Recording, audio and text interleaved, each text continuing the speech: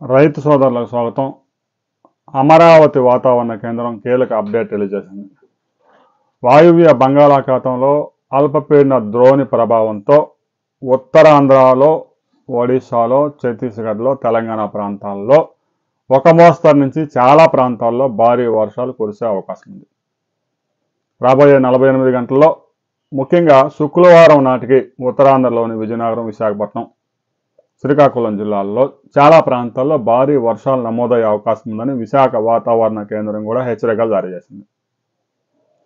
బంగాళాఖాతంలో ఏర్పడిన ఈ ద్రోణి ప్రభావం దక్షిణ, ఉత్తర కోస్తాలతో పాటుగా ఒడిశా, ఛత్తీస్గఢ్, తెలంగాణ ప్రాంతాల మీద రాబోయే 2 రోజుల పాటు దీని ప్రభావం చూపబోతా ఉంది. ఇక నైరుతి ఋతుపవనాలు కూడా దేశమంతా 2 రోజుల్లో విస్తరించబోతా ఉన్నాయి అనే విషయాన్ని భారత వాతావరణ శాఖ స్పష్టం చేసింది.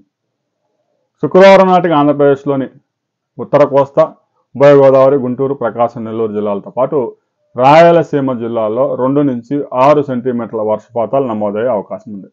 40 నుంచి 50 కిలోమీటర్ల వేగంతో గాలులు, ఇక చాలా ప్రాంతంలో 2 నుంచి 5 సెంటీమీటర్ల వర్షపాతాలు నమోదయ్యే అవకాశం ఉంది. మోస్తరు నుంచి అక్కడక్కడ భారీ వర్షాలు, పిడుగులు, ఉరుములతో కూడిన పిడుగులు పడే ప్రమాదం ఉందని విపత్తు నిర్వహణ సంస్థ కూడా హెచ్చరికలు జారీ చేసింది. ఇక రాబోయే కొద్ది రోజుల్లో బంగాళాఖాతంలో ఒక అల్పపీడనం ఏర్పడే అవకాశాలు స్పష్టంగా కనిపిస్తూ ఉన్నాయి.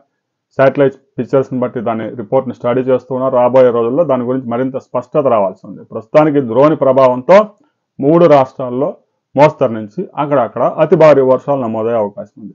గడిచిన 24 గంటల్లో ఆంధ్రప్రదేశ్లోని చాలా ప్రాంతాల్లో 2 నుంచి 5 మిల్లీమీటర్ల వర్షపాతాలు నమోదయ్యాయి. తెలంగాణలో కూడా 2 నుంచి 6 సెంటీమీటర్లు అక్కడక్కడ నమోదయ్యాయి. రాబోయే 48 అవర్స్లో 2 తెలుగు రాష్ట్రాల్లో చాలా ప్రాంతాల్లో మోస్తరు వర్షాలు నమోదయ్యే అవకాశం ఉంది.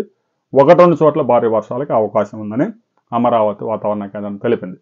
గడిచిన 24 గంటలు మీ ప్రాంతంలో ఎంత వర్షపాతం నమోదైంది అనే వివరాన్ని కామెంట్ చేయండి.